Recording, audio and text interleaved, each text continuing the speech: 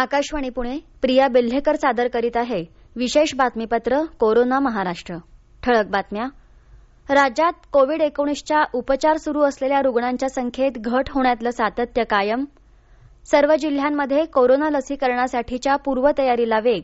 पुणे विमानतळावर पायाभूत सुविधा विस्ताराचा मार्ग मोकळा. रक्त किंवा प्लाझ्मा देताना ठरलेल्या दरांपेक्षा जास्त रक्कम आकारणाऱ्या खासगी रक्तपेढ्यांवर दंडात्मक कारवाईचा इशारा. आणि जागतिक वैभव लाभलेल्या अजिंठा वेरूळ लेण्यांसह औरंगाबाद जिल्ह्यातली पर्यटन स्थळं कालपासून पर्यटकांसाठी खुली. आता सविस्तर बातम्या. कोविड-19च्या बरे होणाऱ्या रुग्णांची संख्या नवबाधितांच्या संख्येपेक्षा जास्त राहण्यातलं सातत्य कालही कायम होतं. काल कोविड-19चे 5,008 रुग्ण बरे झाले तर 3,824 नवे रुग्ण आढळले. त्यामुळे आतापर्यंतच्या एकंदर बाधितांची संख्या आता 18,68,172 झाली असून यापैकी बरे झालेल्या रुग्णांची संख्या 17,47,199 आहे. चाचण्यांमध्ये बाधित आढळण्याचं प्रमाण आता 16.24% आलं आहे. सध्या राज्यात 71,910 रुग्णांवर उपचार सुरू आहेत. काल राज्यात कोविड-19च्या 70 रुग्णांच्या मृत्यूची नोंद झाली. त्यामुळे आतापर्यंतच्या कोरोना बळींची संख्या 47,972 वर पोहोचली. राज्यातला मृत्यूदर 2.57% एवढा आहे. पुण्यातील लोहगाव विमानतळावर कोरोना प्रतिबंधक लसीच्या साठवणुकीसाठीच्या पायाभूत सुविधा उभ्या केल्या जाणार आहेत. लसीची वाहतूक आणि साठवणुकीसाठी आवश्यक ठरणारी सुमारे 2.5 एकर जागा भारतीय हवाई दलाकडून येत्या आठवड्यात विमानतळ अधिकाऱ्यांकडे हस्तांतरित होणार आहे. पुण्याचे खासदार गिरीश बापट यांच्या उपस्थितीत काल दिल्लीत झालेल्या एका बैठकीत या जमीन हस्तांतरण योजनेला मान्यता देण्यात आली. या जमिनीमुळे लोहगाव विमानतळावरील माल साठवणुकीच्या क्षमतेत 500 टनापर्यंत वाढ होणार आहे. जिल्हा प्रशासन आणि सिरम इन्स्टिट्यूटच्या सहकार्यातून विमानतळ व्यवस्थापनातर्फे या नव्या जागेवर उभ्या राहणाऱ्या आवश्यक त्या पायाभूत सुविधांचा आराखडा तयार केला जात आहे. राज्य शासनाकडून कोरोना लसीकरणाची मोहीम लवकरच सुरू होणार आहे. ही मोहीम प्रभावीपणे राबवण्यासाठी संबंधित यंत्रणांनी कोरोना लसीकरणासाठी अंमलबजावणी समित्या तातडीनं गठीत करा असे आदेश सिंधुदुर्गचे प्रभारी जिल्हाधिकारी मंगेश जोशी यांनी दिले. जिल्हाधिकारी कार्यालयात काल कोरोना आजार प्रतिबंधात्मक उपाययोजनांसंदर्भात आढावा बैठक झाली. त्यावेळी जोशी यांनी हे आदेश दिले. कोरोना लसीकरणाच्या अंमलबजावणीच्या पूर्वतयारीसाठी कोल्हापूर जिल्हा कृती दलाची पहिली बैठक जिल्हाधिकारी कार्यालयातील छत्रपती राजश्री शाहू महाराज सभागृहात काल झाली. जिल्ह्यातील सर्व शासकीय डॉक्टर्स, आरोग्य सेवक यांची नोंदणी 100% पूर्ण झाली आहे. खासगी आरोग्य सेवेतील सर्व डॉक्टर्स आणि कर्मचाऱ्यांनी लसीकरणासाठी तालुका आरोग्य अधिकारी, शहर आरोग्य अधिकारी, ग्रामीण रुग्णालय, प्राथमिक आरोग्य केंद्र इथे संपर्क साधून नोंदणी करावी असं आवाहन जिल्हाधिकारी दौलत देसाई यांनी या बैठकीत केलं. नोडल अधिकारी डॉक्टर फारुक देसाई यांनी संगणकीय सादरीकरण करून लाभार्थ्यांची नोंदणी, लसीकरणाचं पथकाचं प्रशिक्षण आणि लसीसाठी शीतसाखळी केंद्र याबाबत सविस्तर माहिती दिली. राज्यातल्या सर्वच जिल्ह्यांमध्ये कोरोना लसीकरणासाठीची तयारी सुरू आहे. वाशिम जिल्ह्यातल्या स्थितीबाबतचा हा वृत्तांत आमच्या प्रतिनिधीकडून.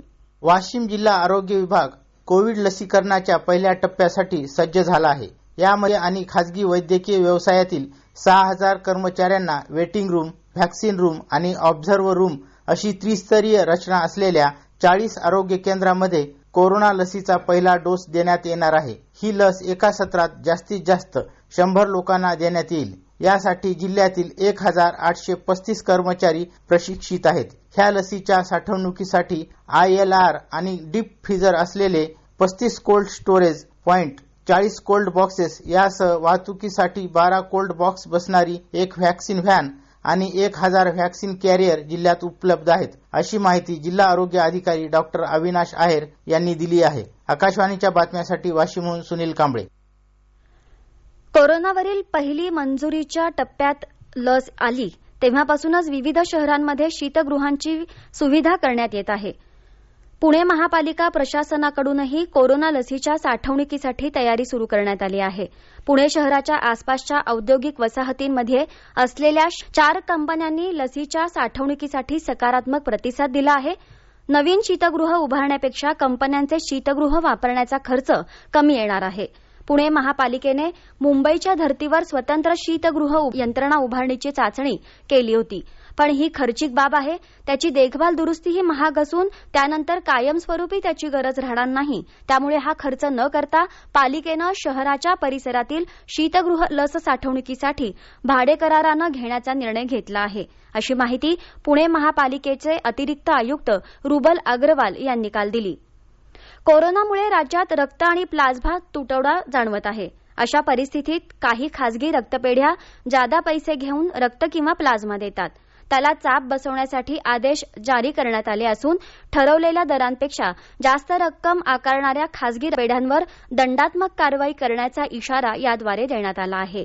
कारवाईचे अधिकार राष्ट्रीय किंवा राज्य संक्रमण परिषद संचालकांना देण्यात आले आहेत. रक्तपेढ्यांकडून जास्त दराने रक्त किंवा प्लाझ्मा बॅग देणे, थॅलेसिमिया रुग्णांना रक्त न देणे, त्यांच्याकडून प्रक्रिया शुल्क घेणे, संकेतस्थळावर दररोजचा साठा न दर्शवणे, साठा शिल्लक असूनही पुरवठा न करणे अशा अनेक तक्रारी आरोग्य विभागाकडे प्राप्त झाल्या होत्या. आता रक्तपेढ्यांवर दंडात्मक कारवाई करण्याचा निर्णय घेण्यात आला आहे. रक्तपेढींकडून वारंवार मार्गदर्शक तत्वांचं उल्लंघन जर केलं तर दंडासोबतच अशा रक्तपेढ्यांचे परवाने रद्द करण्याबाबत अन्न आणि औषध प्रशासनाकडून कारवाई करण्यात येईल, असं एसबीटीसीच्या सूत्रांनी सांगितलं. कोरोना काळात बायोमेडिकल वेस्ट संकलनासाठी पुणे महापालिकेनं कंपनी नेमली. पण त्यांना वाढीव दरानं पैसे देण्यास शहरातील खासगी हॉस्पिटल्सने नकार दिला. त्यामुळे कंपनीची तब्बल 7 कोटींची बिलं थकली आहेत. हा वाढीव तातडीने द्यावा अशा सूचना महापालिकेनं केल्या आहेत. भंडारा जिल्ह्यातील कोविड-19च्या प्रभावित भागात नागरिकांना त्वरित उपचार मिळावेत यासाठी तयार करण्यात आलेल्या 5 मोबाईल क्लिनिक व्हॅनचं लोकार्पण विधानसभा अध्यक्ष नाना पटोले यांच्या हस्ते करण्यात आलं. मोबाईल क्लिनिकच्या व्हॅनच्या माध्यमातून जिल्ह्यातील सर्वच गावात केवळ कोविडच नव्हे तर मधुमेहासारख्या आजारांवरही निदान आणि उपचार करण्यात येणार आहे. आरोग्यासाठी ही मोबाईल व्हॅन पर्वणी ठरेल, असं पटोले यांनी यावेळी बोलताना सांगितलं.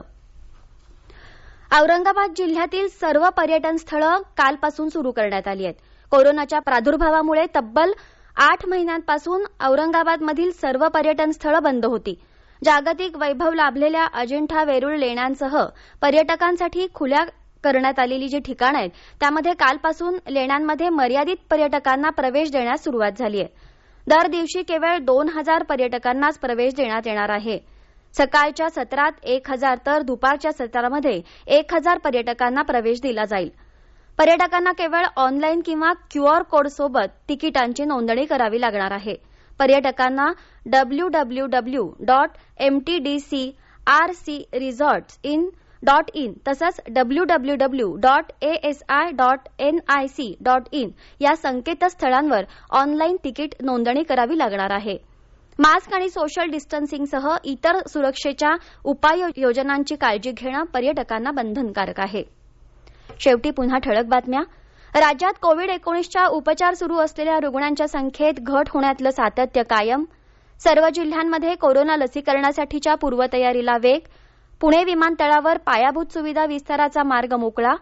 रक्त किंवा प्लाझ्मा देताना ठरलेल्या दरांपेक्षा जास्त रक्कम आकारणाऱ्या खासगी रक्तपेढ्यांवर दंडात्मक कारवाईचा इशारा. आणि जागतिक वैभव लाभलेल्या अजिंठा वेरूळ लेण्यांसह औरंगाबाद जिल्ह्यातली पर्यटन स्थळं कालपासून पर्यटकांसाठी खुली. आकाशवाणी पुणे केंद्रावरचं कोरोना महाराष्ट्र हे विशेष बातमीपत्र संपलं. पण कोरोनाविरुद्धचा लढा संपलेला नाही.